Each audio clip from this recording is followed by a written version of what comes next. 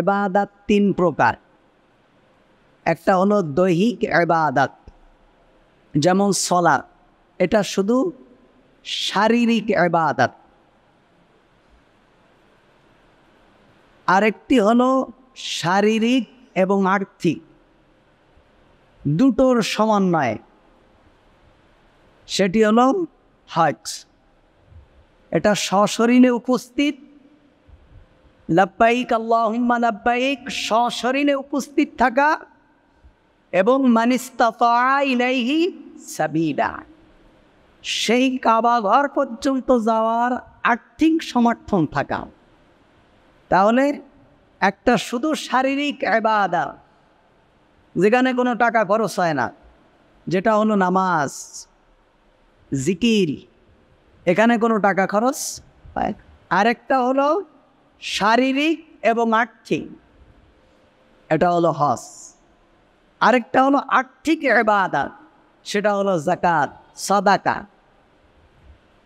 তো হজ হলো শারীরিক এবং আর্থিক, এই দুটোর সমন্বয় হজ। আমরা বহু মানুষ আছি মক্কা মদিনা সম্পর্কে আমাদের কোনো ধারণাই নেই, মক্কা মদিনা সম্পর্কে কোনো ভালোবাসাই নেই, কলিজায় চায়ও না মক্কা মদিনা। প্রত্যেকটা মুসলমানের অন্তরে এই আকুতি এবং এই আকাঙ্ক্ষা থাকা যে আল্লাহ, তুমি আমাকে বাইতুল্লাহ না দেখায় মুহাম্মাদুর রাসূলুল্লাহ সাল্লাল্লাহু আলাইহি ওয়াসাল্লামের কবর জিয়ারত করা ছাড়া তুমি আমাকে দুনিয়া থেকে নিও না। প্রত্যেকটা মুসলমানের অন্তরে এই আকাঙ্ক্ষা থাকা যে আল্লাহ, আমি একটু বাইতুল্লাহ যেতে চাই, তুমি আমাকে বাইতুল্লাহ না দেখায় তুমি আমাকে কবরমুখী করো না, তুমি আমাকে বাইতুল্লাহ না দেখায় তুমি আমাকে ডাক দিও না। প্রত্যেকটি মানুষের অন্তরে এই আকাঙ্ক্ষা থাকা দরকার। বাইতুল্লাহর প্রতি প্রেম ভালোবাসা। মুহাম্মদুর রাসূলুল্লাহ সাল্লাল্লাহু আলাইহি ওয়াসাল্লাম বলেছেন, যেখানে এক ওয়াক্ত নামাজ পড়লে 1,00,000 ওয়াক্তের সওয়াব হয়। সুবহান, এক ওয়াক্ত নামাজ পড়লে 1,00,000 ওয়াক্তের সওয়াব হয়। একজন হাজিরা 35 দিন, 40 দিন, 42 দিন পর্যন্ত মক্কায় থাকে, মদিনায় থাকে। তাহলে যত ওয়াক্ত নামাজ আপনি পড়বেন, আল্লাহ রসুল বলছেন প্রতি ওয়াক্তের 1,00,000 ওয়াক্তের সওয়াব। আমরা আজকে তো টাকা সঞ্চয় করে রাখি, টাকা শুধু জমা করি, অথচ বাইতুল্লাহ, সুবহানাল্লাহ, বাইতুল্লাহ যে সরাসরি চোখে দেখেনি তাকে বোঝানো যাবে না যে বাইতুল্লাহ কি জিনিস।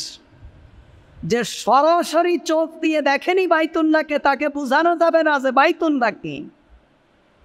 যারা গিয়েছেন, যারা দেখেছেন, তারাই বলতে পারবেন। ইমানের সাথে বাইতুল্লাহ দেখলেই গুনাহ মাফ হয়ে যায়। সুবহানাল্লাহ। আর এমন কোন নিষ্ঠুর হৃদয় নেই বাইতুল্লাহকে চোখ দিয়ে দেখার সাথে সাথে চোখ দিয়ে পানি বের হয়ে যায় না, এমন কোন নিষ্ঠুর হৃদয় যার অন্তরে ঈমান আছে নেই। বাইতুল্লাহ এমন গুরুত্বপূর্ণ জিনিস, এজন্য আমাদের প্রত্যেকের অন্তরে একটা আকাঙ্ক্ষা থাকা যে আল্লাহ, তুমি আমাদেরকে বাইতুল্লাহ না নিয়ে তুমি আমাদেরকে কবরে নিও না। আমিন বলেন, আমিনও বলেন না, তা নেবে কিভাবে আল্লাহ আপনাদের? আল্লাহ রসূল সাল্লাল্লাহু আলাইহি ওয়াসাল্লাম বলছেন, বুনিয়াল ইসলামু আলা খামস, 5টি খুঁটির উপরে ইসলাম দাঁড়িয়ে আছে। 5টি খুঁটির উপরে ইসলাম দাঁড়িয়ে আছে, 5টি স্তম্ভের উপর ইসলাম দাঁড়িয়ে আছে। একটা হলো কালিমার সাক্ষী দেওয়া, অর্থাৎ প্রথমটাই হলো ঈমান। আশহাদু আল্লা ইলাহা ইল্লাল্লাহু ওয়াহদাহু লা শারীকা লাহু ওয়া আশহাদু আন্না মুহাম্মাদান আবদুহু ওয়া রাসূলুহু। এক নম্বর খুঁটি। 2 নম্বর হলো সালাত আদায় করা, ওয়াকিমুস সালাত, সালাত আদায় করা। 3 নম্বর হলো যাকাত প্রদান করা। 4 নম্বর হলো রমজান মাসে রোজা রাখা। আর 5ম হলো বাইতুল্লাহ জিয়ারত করা, হজ করা।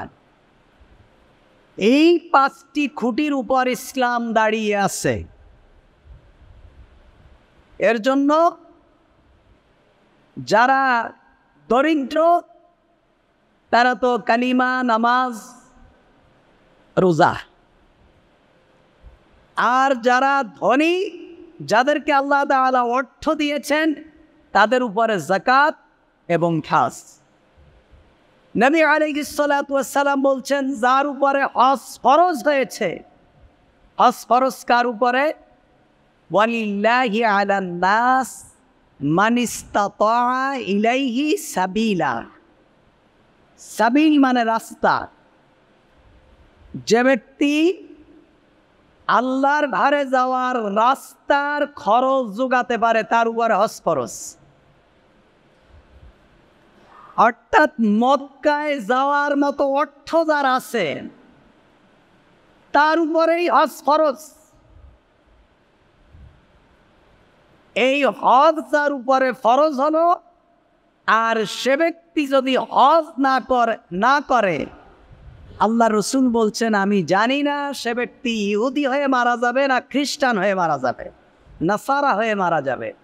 তার মানে এটা নিশ্চিত সে মুসলমান হয়ে মারা যাবে না। রসুল্লাহ মুসলমান হয়ে মারা যাবে কথা বলেননি। আল্লাহ রসুল বলছেন আমি জানি না সে ব্যক্তি ইহুদি হয়ে মারা যাবে না নাসারা হয়ে মারা যাবে। তার মানে নিশ্চিত সে ব্যক্তি মুসলমান হয়ে মারা যাবে না, যার উপর হজ ফরজ, সে ব্যক্তি যদি হজ আদায় না করে। হজের গুরুত্ব নেই আমাদের কাছে।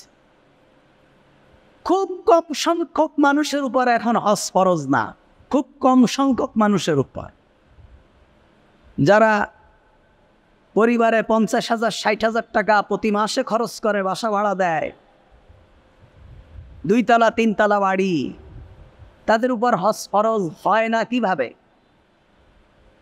হজ ফরজ তো তাদের জন্য যারা পরিবারের খরচ যোগাবার পর আল্লাহর ঘর বাইতুল্লাহ যাওয়া আসার মতো অর্থ থাকে।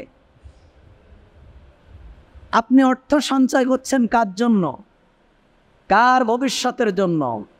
আপনি নিজের জন্য জাহান্নাম নিশ্চিত করলেন। আল্লাহর একটা ফরজ বিধান আপনি মানলেন না। বিরাট একটা বিধান, ফরজ বিধান, যেই 5টি স্তম্ভের উপর ইসলাম দাঁড়িয়ে আছে, তার মধ্যে একটা হলো হজ। সে হজই আপনি আদায় করলেন না। আপনার মনে কোনো আকাঙ্ক্ষাই নেই বাইতুল্লাহর কোনো ভালোবাসাই আপনার মধ্যে নেই। সাহাবীরা শুধু সময় পাইলেই বাইতুল্লাহর দিকে ছুটে যেতেন। সুতরাং এই হজ যাদের উপর ফরজ, আর এই ফরজ যারা আদায় করবে না, আল্লাহ রসুল বলছেন আমি জানি না সে ব্যক্তি ইহুদি হয়ে মারা যাবে না নাসারা হয়ে মারা যাবে।